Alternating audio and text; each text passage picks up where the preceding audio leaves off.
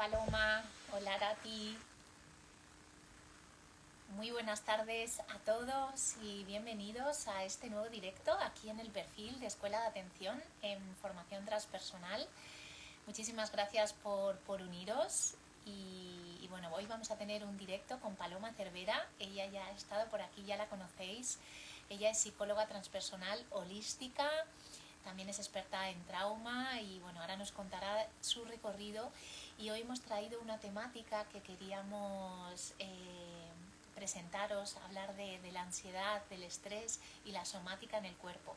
El cuerpo es la mente inconsciente, ¿no? Y cómo se manifiesta todo nuestro cuerpo, cómo prestar atención a las señales que nos va enviando, y qué mejor que tener a Paloma hoy para hablar de este tema.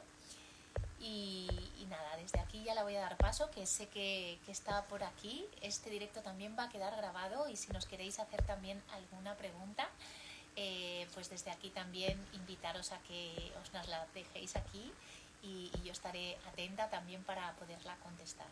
Le voy a mandar la invitación a Paloma.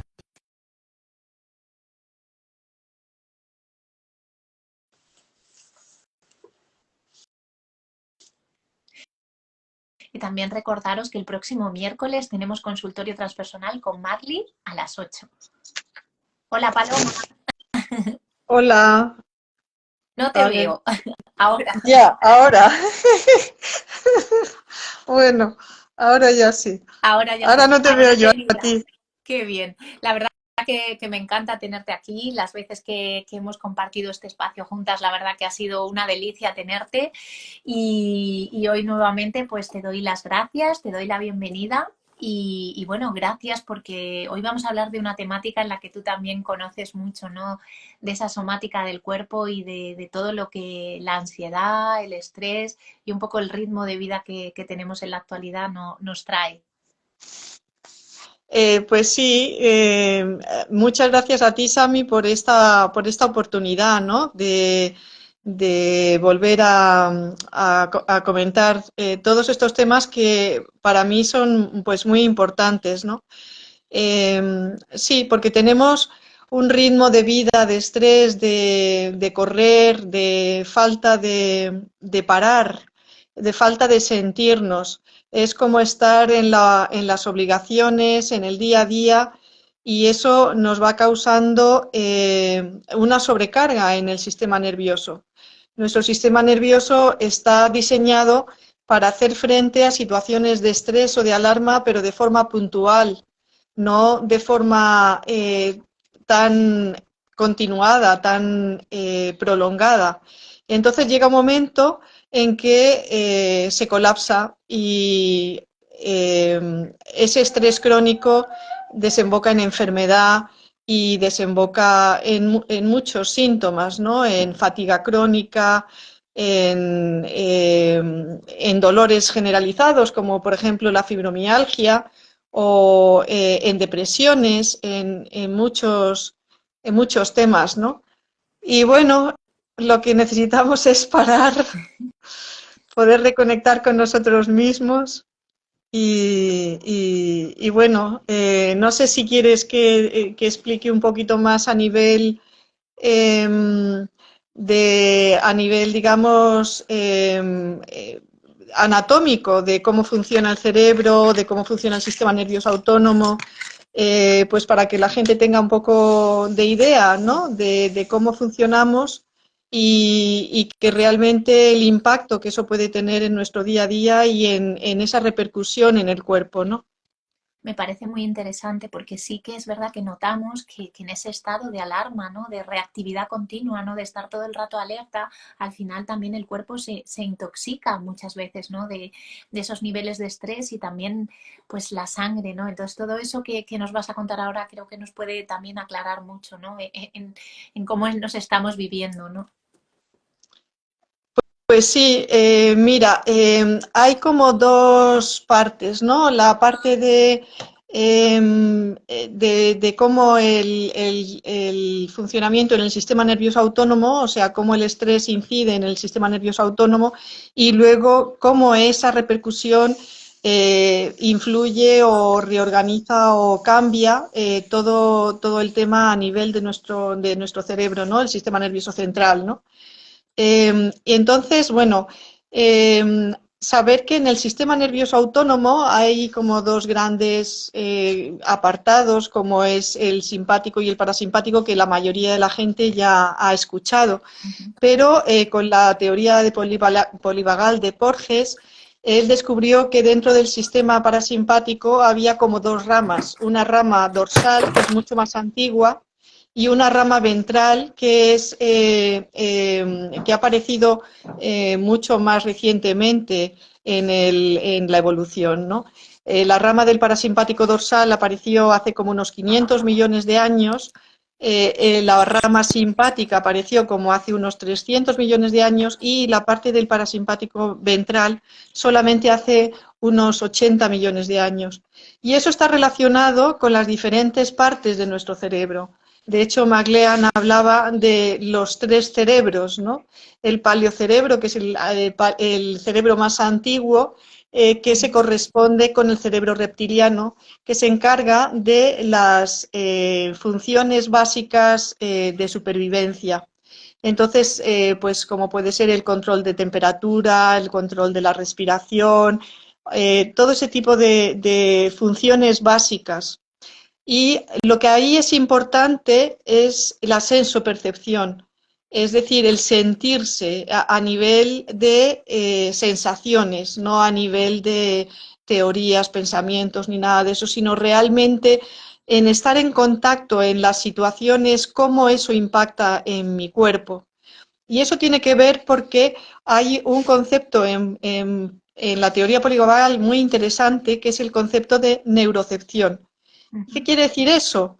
Pues lo que quiere decir es ese impacto de la situación que es algo, es una reacción instintiva, es una reacción inconsciente de sentir o no alarma. Es decir, si yo percibo peligro, automáticamente se dispara mi parasimpático dorsal, ¿vale? Y cuando se dispara el parasimpático dorsal, entonces puede haber como una respuesta, si no está sobrecargado, la siguiente etapa de disparo es el simpático. Y el simpático es ese sistema de alarma que nos hace, que nos enfrenta a la capacidad de huida o de lucha. Ahí es cuando se disparan esos niveles de cortisol, en fin, sabemos que en esos momentos lo que hay es un frenado o una desactivación de toda la corteza prefrontal, es decir, del neocórtex o de la parte más reciente de la corteza cerebral. Y entonces eso lo que hace es que nos impide conectar con el razonamiento, la planificación, todo eso se desactiva. Y en cambio, ese simpático lo que está haciendo es activar todas las áreas de lo que es el cerebro, digamos, medio o el mesencefálico, que es, digamos, la parte del cerebro mamífero, que se corresponde con el sistema límbico, la amígdala, el hipocampo, el tálamo. Y todo eso hace que cuando se activa la amígdala, lo que hay es que hay una activación también de la ínsula. La ínsula es una estructura cerebral que nos ayuda a regular nuestras emociones, nuestro estado. Entonces, ¿qué pasa? Que cuando se dispara la amígdala, la ínsula también está desregulada y puede haber dos tipos de desregulación. Uno por hiperactivación y entonces lo que hacemos es que cualquier estímulo lo sentimos como algo que nos ataca, como algo peligroso, y con un sistema de activación de toda ese cortisol y toda esa respuesta de catecolaminas, de adrenalina, etcétera, que lo que hacen a nivel fisiológico es aumentar la frecuencia cardíaca, aumenta la tasa respiratoria. Entonces, esas sensaciones pues son sensaciones que muchas veces asociamos al miedo, ¿vale? O sea, esa sensación a veces cuando esa sobrecarga, digamos, es demasiado, entonces lo que pasa es que puede llegar a un estado de desconexión, de hiporregulación. Entonces esa ínsula lo que hace es como cortar todo ese exceso de estímulos y entonces lo que llegamos es a un colapso o a una disociación, que tiene que ver también con esos estados de inmovilización que se dan en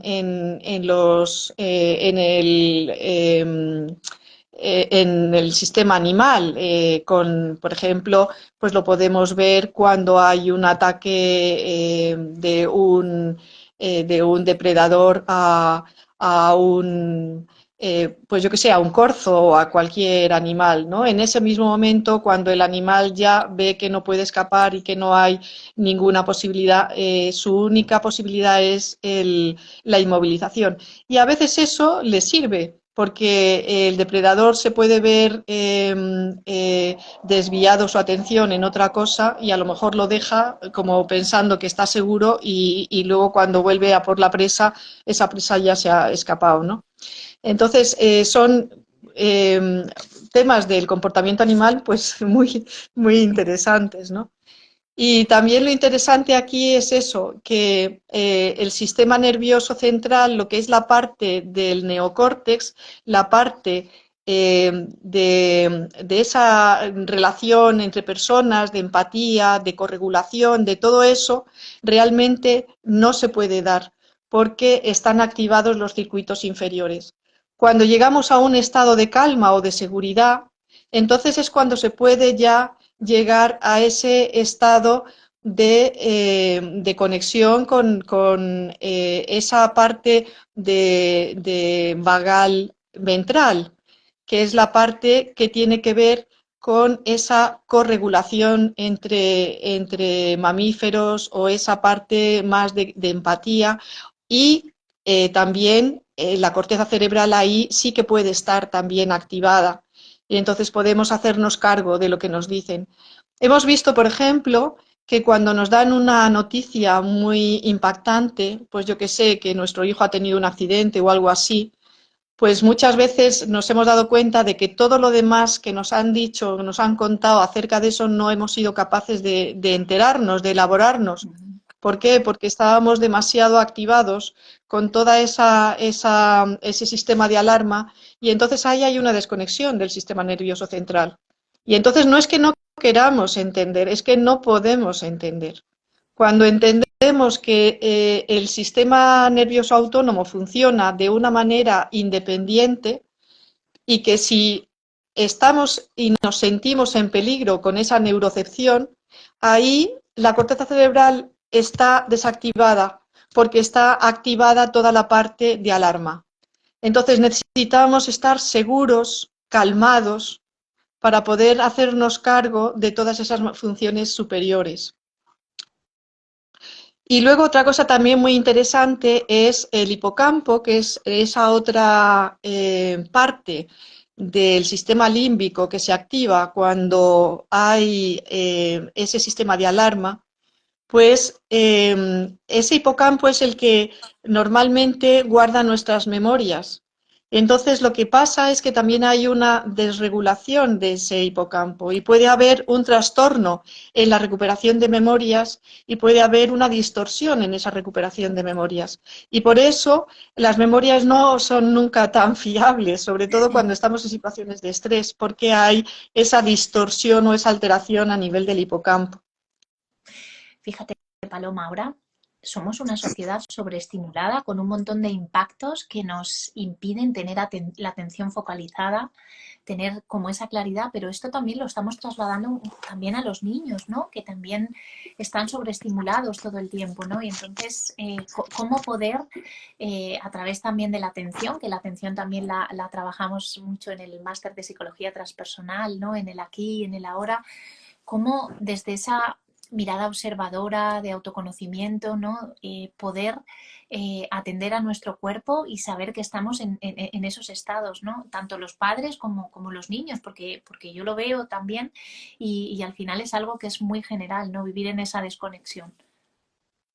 Claro, y además hay una cosa muy importante. Los niños tienen una alteración, vamos, un sistema nervioso que no está totalmente desarrollado y muchas veces ellos no tienen esa capacidad de autorregulación a nivel emocional que puede tener ya desarrollada un adulto. Pero además es que los adultos, si no lo hemos ido desarrollando a lo largo, o sea, todo el desarrollo de neurológico está, como si dijéramos, basado en el desarrollo de la parte anterior, ¿no? Entonces, si esa parte anterior ha quedado deficitaria, eso influye también en el resto de la evolución, porque el resto de funciones se van a ir como intentando apoyar esa zona pero que está deficitaria. Entonces va a haber un trastorno en todo el desarrollo. Es lo que se llama el trauma de desarrollo. Pero lo importante también es que precisamente ese trauma de desarrollo, si tenemos un adulto que no es capaz de autorregularse, pues lógicamente no podrá ayudar a corregular a un niño, porque su propio programa está alterado. Y saber que eso es algo que no es voluntario, que la persona lógicamente tiene que empezar a aprender para intentar cubrir todo eso. Y lo que hablamos también en el máster es el tema de las grabaciones, cómo las grabaciones, es decir, cómo todos esos impactos que han tenido ese impacto emocional, que ha tenido ese impacto a nivel del sistema nervioso, está actuando como un programa reactivo que nos está impidiendo realmente elegir de una manera consciente. Y como eso puede estar influyendo en nuestras decisiones, en las decisiones que estamos tomando. Entonces, es muy importante la atención porque es lo que nos hace darnos cuenta. El poner la atención, donde llevo la atención, llevo la energía. Si quiero tener conciencia de lo que está pasando, lo primero es llevar la atención a eso, darme cuenta de qué es lo que estoy sintiendo, no quedarme solamente en el pensamiento de pienso esto, no, sino realmente estoy sintiendo que mi corazón está palpitando, estoy agitado, estoy... Y desde ahí empezar a entender por qué me pasa esto y empezar a desmontar todos esos programas o todas esas grabaciones o esas cosas que están en nuestro cuerpo, en el inconsciente, en nuestro cuerpo, porque el cuerpo es un almacén de memoria de toda la biografía de la persona. Sí. Entonces, poder trabajar desde ese conocimiento y desmontando y limpiando esas memorias antiguas que nos están condicionando a tener esa percepción distorsionada de la realidad actual, porque la estamos filtrando, digamos, por ese programa alterado. Fíjate, Paloma, también lo que nos influye, en que también ahí lo vemos durante el máster de psicología transpersonal, ¿no? Esas lealtades invisibles, ¿no? Ese sistema familiar de origen, ¿no? Que también nos va condicionando, ¿no? Esa tribu de origen y no esa tribu sagrada que tenemos ahora con nuestra familia. Es un poco romper todo eso, ¿no? Y volver a crearnos de nuevo, ¿no? Desde un lugar pues más evolucionado, quizá más maduro, más conectado a nosotros. Claro, y también saber que lo importante es poder apoyar a los niños en su momento de regulación emocional, no darles como... A veces intentamos razonar con ellos cuando ellos todavía no tienen esa parte desarrollada.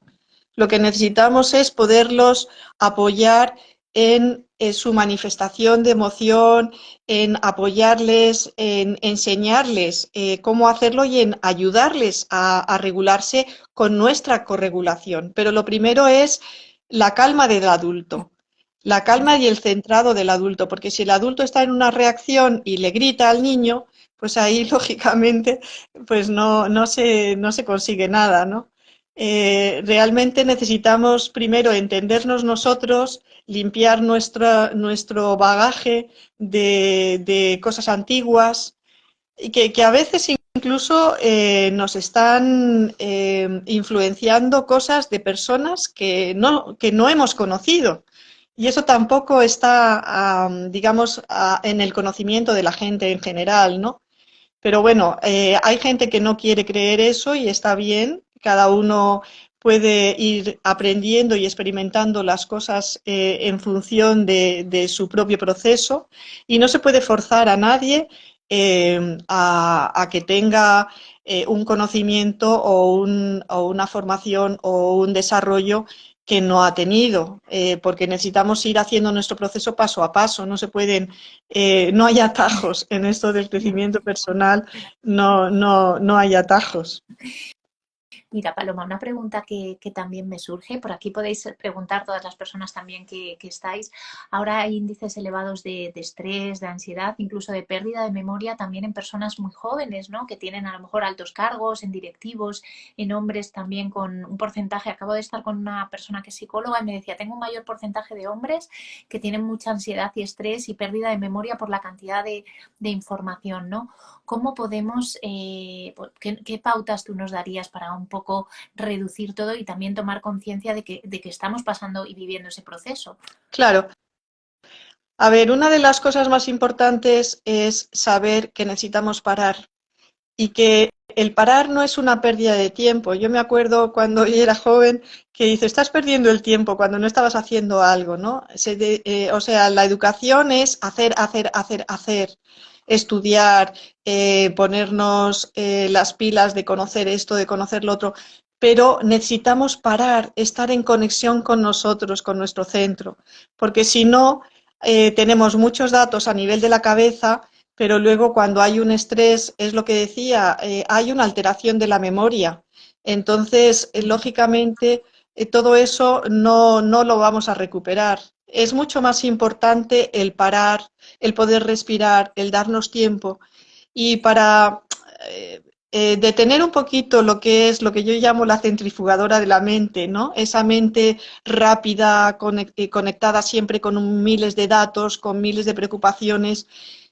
Necesitamos parar la mente y meditar.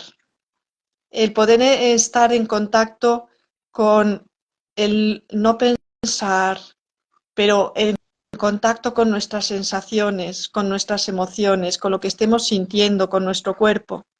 Es fundamental volver al cuerpo. No hay transformación, no hay cambio real si no hay ese asentamiento en el cuerpo, en el sentir.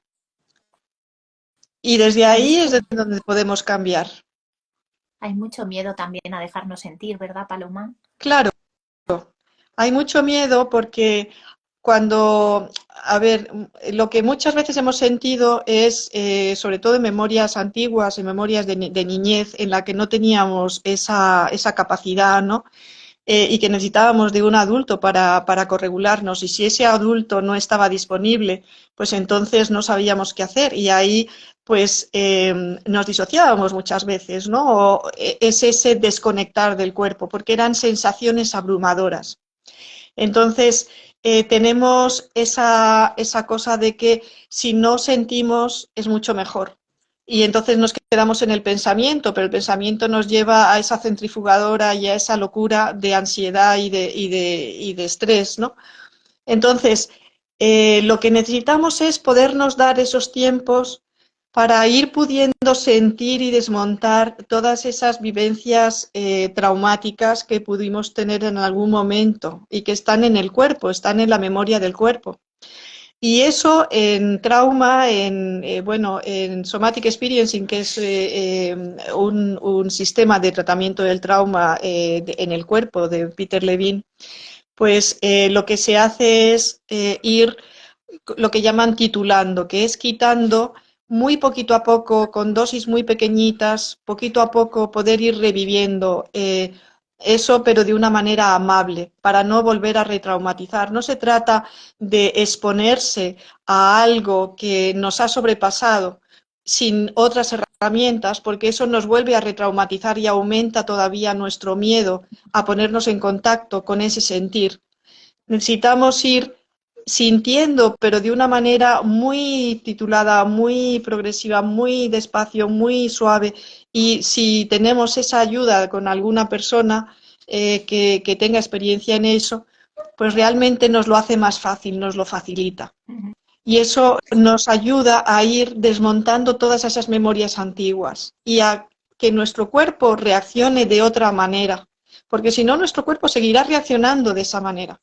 Y cuando tenemos una serie de sensaciones que que las hemos sentido como abrumadoras, tenemos esa resistencia a volver a sentir. Y tenemos que ir como aumentando la ventana de tolerancia de poder sostener sensaciones sabiendo que son sensaciones. Porque muchas veces, como tenemos miedo a eso, cuando por ejemplo hemos tenido un ataque de pánico o algo, se une esas sensaciones desagradables a esa sensación de muerte inminente del ataque de pánico y entonces ya tenemos miedo a eso, a sentirnos nuevamente de esa manera y entonces añadimos el miedo.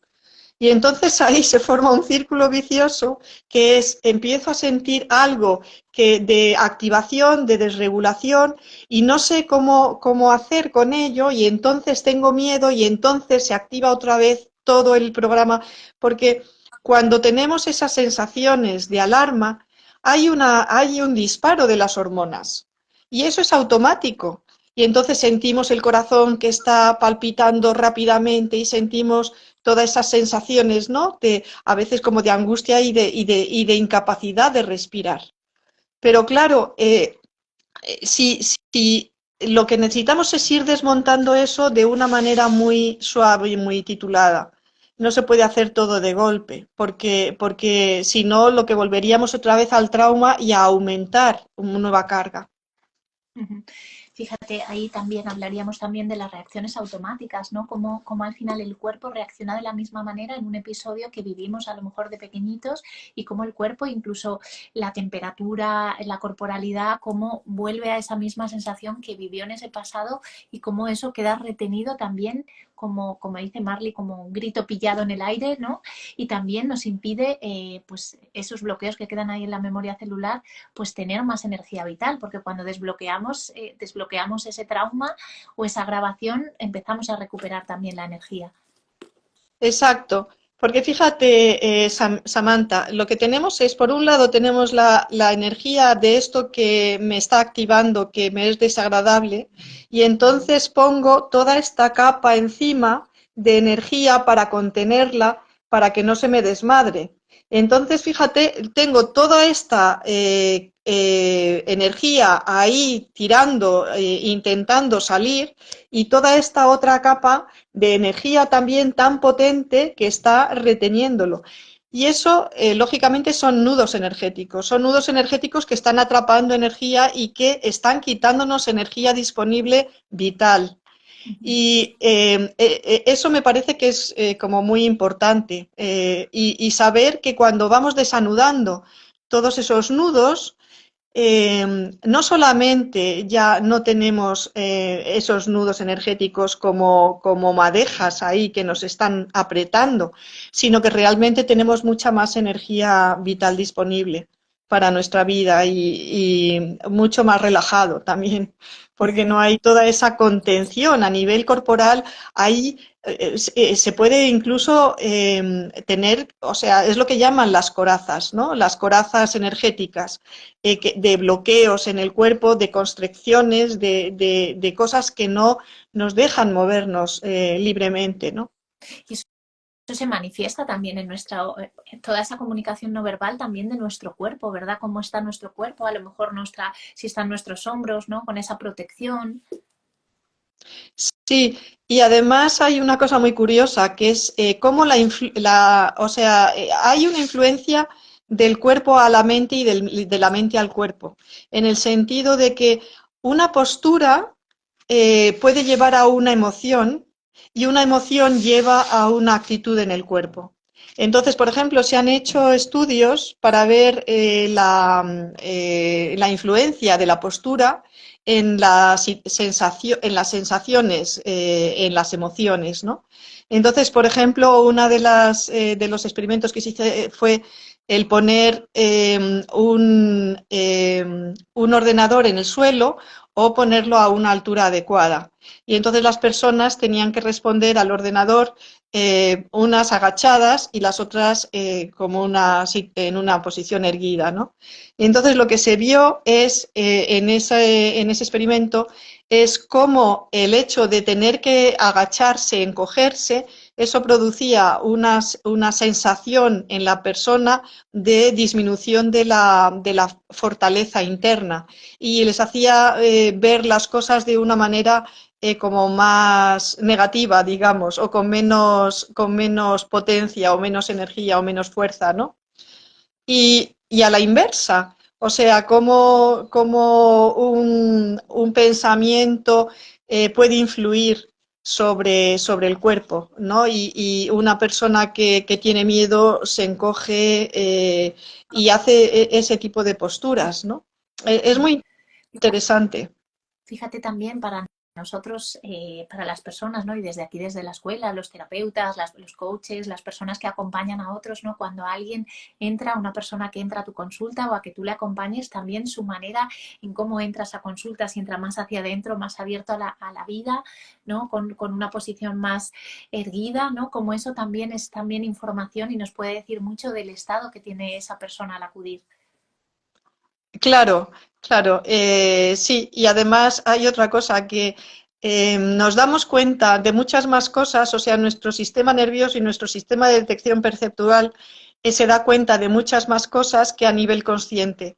Es decir, que a veces tenemos ciertas reacciones hacia ciertas personas y no sabemos por qué, o ciertas personas nos despiertan ciertas reacciones, pero es nuestro sistema nervioso el que ha detectado como ciertas actitudes no verbales en él o en ella, ¿no? Y entonces es curioso. Por ejemplo, dicen que las personas que son perpetradoras, ¿no?, de abusos y de tal, que saben detectar a las víctimas, pero saben detectarlas precisamente por esas posturas corporales, esos lenguajes no verbales, ¿no? Y en cambio, con personas así afianzadas, con seguridad en sí mismas y con tal, pues no se atreven, no se acercan a ellas. Es un tema también, mira, que también en la energía masculina y femenina también ese equilibrio, ¿no? Entre la manera de poner límites, que es una cosa que también la trabajamos, ¿no? Muchas veces ese poder de decisión, ese saber, esa seguridad y ese poder, ¿no? Que está en ti. Sí, el tema de ese equilibrio de las energías femenina y masculina es muy interesante también porque, a ver, en esta sociedad lo que ha primado es sobre todo esa valoración de las energías más masculinas, ¿no? Y a las energías femeninas como que muchas veces no se les ha dado ese apoyo o esa aceptación, cuando realmente lo jugoso de la vida viene de esa capacidad de amor, amorosa, de esa capacidad de receptividad, de cuidado, o sea, todo lo que es amable en la vida, de alguna manera viene de esa parte más femenina que la parte masculina es absolutamente necesaria y es muy bonita. Y lo malo es cuando realmente esas energías, tanto femeninas como masculinas, están distorsionadas. Y lo vemos, por ejemplo, en la manipulación, en el victimismo o en la agresividad, como energías distorsionadas de lo femenino y de lo masculino, ¿no? Entonces, bueno, eso también en la escuela hay un módulo muy interesante de precisamente de esa equilibración en nosotros mismos, de esas ambas energías, porque ambas energías están en cada uno de nosotros, seamos mujeres o seamos hombres, y necesitamos tener ese equilibrio de esas energías en nosotros y no depender y buscar en otra persona como personas deficitarias, ¿no? Eso que nos falta en otra persona, no. Seremos o intentaremos ser personas completas que buscaremos ese compartir con personas completas. Y desde ahí las relaciones son sanas y no son dependientes o tóxicas. Fíjate, esa dependencia emocional, ¿no? También que muchas veces buscamos que el otro complete algo que nosotros ni sabemos lo que necesitamos completar en nosotros. Por eso la importancia de esa atención a ese mundo interior y a saber que el mundo no es como es, sino como nosotros lo vemos, cada uno con sus creencias, con sus valores, con su recorrido y con todo lo que le ha conformado. Y eso lo trabajamos también mucho ahí. Exacto. Y también lo importante de esto es poder respetar a la persona tal y como es y no tener que pasarlos por un filtro para que sean todos de una determinada manera, que es un poco lo que nos pasa en la educación, ¿no? Que nos están diciendo, no, tú como eres no estás bien, tienes que adecuarte y ser de esta otra manera. Y entonces al final todos tenemos una serie de máscaras para funcionar en la vida y nos perdemos a nosotros mismos, ¿no? Y lo bueno es podernos recuperar, poder realmente conectar con quienes somos y no con nuestros patrones o con nuestras máscaras o con nuestras personalidades, ¿no? Fíjate, bueno, hay alguna pregunta que ahora las contestamos, pero al hilo de eso que dices, claro, muchas veces es la ansiedad y el estrés por no ser merecedor, por no llegar, por no estar completo, ¿no? Y al final tenemos un potencial infinito y somos seres realmente de luz, que tenemos un montón de cualidades y no somos ni conscientes de todas esas cualidades del ser que están innatas ahí para descubrirse y destaparse. Claro, porque sí, porque hemos sido educados en unos programas de carencia, ¿no? De esto que tú tienes, a mí por lo menos una de las cosas era, no te voy a decir lo que haces bien porque eso ya lo haces bien, entonces necesito resaltarte lo que haces mal para que puedas cambiarlo, ¿no? Entonces, claro, ponemos siempre el ojo en lo que nos falta y eso es un programa de carencia y no es, realmente no es a ver, la idea final es potenciar el desarrollo de la persona, pero la idea real es que te hace sentir que tú no eres nunca suficiente, que lo que tú eres o lo que tú puedes aportar nunca va a ser, nunca va a estar bien, porque siempre te va a faltar algo, ¿no? Entonces, poder conectar con esa plenitud, ¿no? De sentirte feliz con el hecho de ser tú y de poderte mostrar tal y como eres, sin necesidad de tenerte que adecuar a esos patrones, ¿no? De exigencia social o de comportamiento. Indudablemente necesitamos tener comportamientos que no, que sean respetuosos con el resto de las personas y poder colaborar en esa interrelación. Pero claro, cuando a un niño se le está diciendo esto que tú eres no está bien, no es por el comportamiento, porque le están diciendo, no, es que eres malo. No, no, es que ese niño no es malo. A lo mejor está teniendo un comportamiento que no es adecuado en un momento para una determinada situación, pero no es, no, es que eres malo porque estás haciendo esto y estás haciendo lo otro y eres malo. Y eso se queda grabado en la persona. Soy malo, lo hago mal, no llego, no soy capaz de hacerlo bien, ¿sabes? Y ahí está todo ese tema de la falta de autoestima, de tal, o sea, muchas cosas que hay en la base de nuestros programas caracteriales. Fíjate, leía una frase que me la quedé ayer, que es, hay personas que nos hacen ser y otras que nos hacen estar, ¿no? Y creo que cuando esas personas con las que de las que nos rodeamos o nos nutrimos nos hacen ser es cuando realmente estamos conectados a lo que realmente somos, ¿no? Y no tenemos que ponernos ninguna máscara para aparentar aquello que no está en nuestra naturaleza, ¿no? Y yo creo que eso es muy bonito. Y mira, te voy a leer aquí, hay algunas preguntas. ¿Cómo se pueden ir deshaciendo paulatinamente esos nudos de los que hablábamos, ¿no? Esas grabaciones? Claro, pues eso es lo que hablaba, que cuando son nudos importantes, porque lo importante es sentirse y poder ir ampliando esa capacidad de sostener sensaciones y emociones. y poder empezar a ver y a desmontar también ese tipo de creencias. Y muchas veces, lógicamente, si no lo hemos conseguido hacer hasta ahora, es porque no hemos tenido suficiente conocimiento o apoyo en ese sentido. Entonces, por un lado, necesitamos tener, lógicamente, ese conocimiento es bueno, pero eso se quedaría solo a nivel mental. Entonces, necesitamos tener también experiencias nuevas, ampliar esas experiencias para que no estemos experimentando algo en función del pasado, de cómo lo hemos sentido hasta ahora, sino en función de una situación completamente diferente. Y se puede hacer de muchas maneras, pero una de las maneras que puede ayudar es buscando esa ayuda especializada, ¿no? De alguien que a través de cursos de formación, a través de talleres, a través de... Hay muchas maneras, pero lo importante es no quedarse solo en el conocimiento mental, sino realmente experimentarlo a nivel experiencial, ¿no?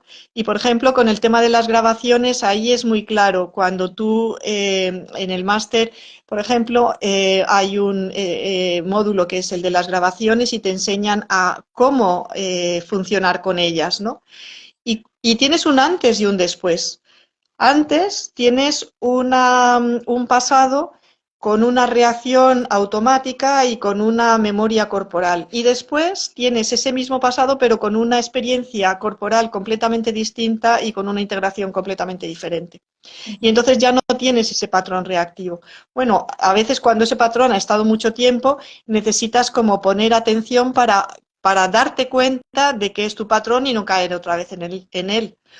Joe Dispenza hablaba de las autopistas, ¿no? De las conexiones neuronales y de cómo se pueden crear nuevas autopistas, pero se van creando carreteritas pequeñas que en base a irlas actuando y potenciando se van haciendo cada vez más grandes. Y esos patrones reactivos antiguos, que eran autopistas, en base a no utilizarlos o a no caer por ahí, pues se van desmontando.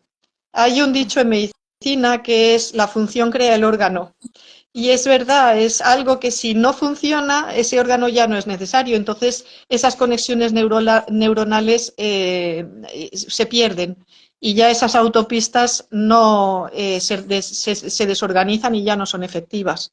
Y ya deja de estar esa reacción automática. Claro, fíjate, al final no somos lo que nos pasó, sino lo que decidimos ser, ¿no? Con todo aquello también. Exacto, exacto. Eso que nos pasó está y nos puede marcar, digamos, nuestro futuro si no hacemos nada con ello. Pero tenemos esa posibilidad de decidir, de poner atención, de poner conciencia, de poner los mecanismos para desmontar todo eso y en función de esa decisión vamos a alcanzar las cotas de felicidad y de vida que queremos realmente. Uh-huh. Mira, por aquí, bueno, hay un montón aquí de preguntas. Hay una persona que dice que ella hace un estudio cada vez que va, pues en un día normal, que observa a la gente para ver qué corporalidad tiene y la reacción de la persona, ¿no? Depende de su posición corporal y en la vibración en la que está, ¿no? Y que la verdad que le parece un estudio fenomenal. Bueno, por aquí no sé si hay alguna pregunta. ¿La sonoterapia reforzaría llegar a crear esa autopista? Claro, el poder de la vibración sonora también. Claro.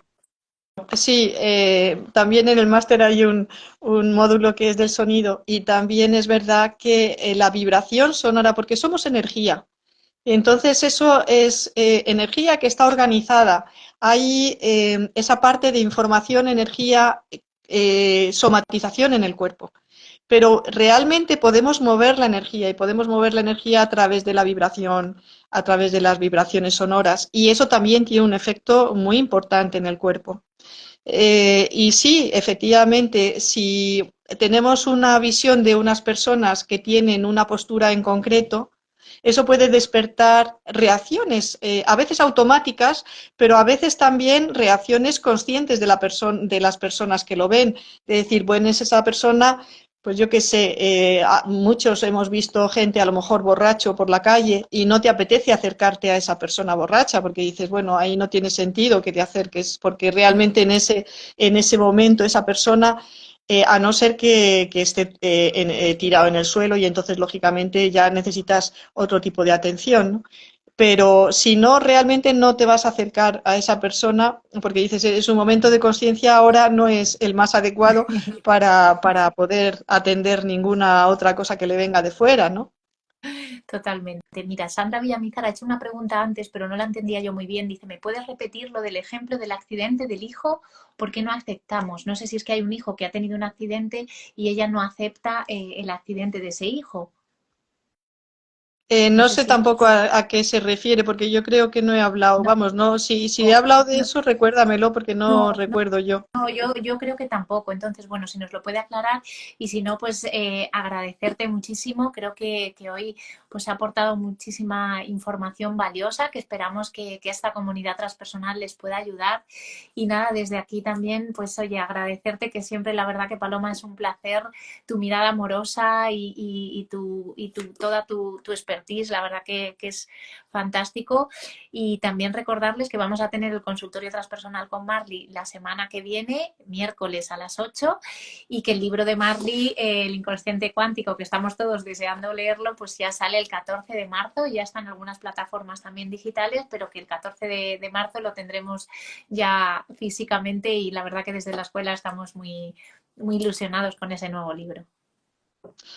Pues muchas gracias, Sami. Y a mí también me apeteció un montón leer el libro de Marley. La verdad que estamos todos ahí con muchas ganas y bueno, pues nada, agradecerte muchísimo. La verdad que podemos hablar de tantas temáticas que sabes tú, o sea que pronto te tendremos aquí también. Estamos preparando muchas cositas nuevas y tendremos a Paloma, así que muchas gracias. Lo dejamos aquí grabado y lo subimos al canal de YouTube también. Muchas gracias. Bueno, un abrazo a todos y gracias.